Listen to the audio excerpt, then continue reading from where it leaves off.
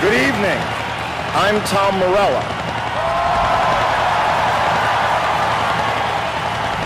They are four of the most recognizable faces on the planet and one of the most iconic and badass bands of all time. Growing up, Kiss was my favorite band, and it was not always easy being a Kiss fan. Just as Kiss were relentlessly persecuted by critics, their fans were relentlessly persecuted by the self-appointed arbiters of taste in middle schools and high schools across America. Arguments and even fistfights were not uncommon.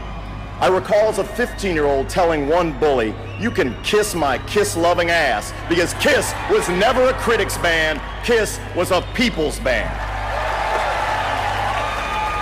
And while there is often debate about who should and shouldn't be in the Rock and Roll Hall of Fame, I think the criteria are actually quite simple. Impact, influence, and awesomeness. And Kiss have all three in spades. Impact. Kiss have sold over 100 million albums worldwide. They have 28 gold albums in the United States alone. That's more than any other American rock band in history. Their theatrics were indisputably groundbreaking, but it was Kiss's music that had an impact on me. They practically invented the live album with Kiss Alive. Then came Destroyer, Rock and Roll Over, Love Gun, Alive 2, Dynasty, all exploding with killer riffs, anthemic choruses, and screaming solos that for 40 years have been filling arenas and stadiums around the world. Influence? Simply put, Kiss is the band that made me and millions of others love rock and roll. Their influence is everywhere, from Metallica to Lady Gaga. Kiss have inspired thousands of artists of diverse genres, some of whom may be on a Hall of Fame trajectory themselves. They've been a formative influence on members of Tool, Pearl Jam, Alice in Chains, Slipknot, Garth Brooks, Pantera, Foo Fighters, Motley Crue, Lenny Kravitz, White Zombie, Soundgarden, Nine Inch Nails, and Rage Against the Machine, to name just a few.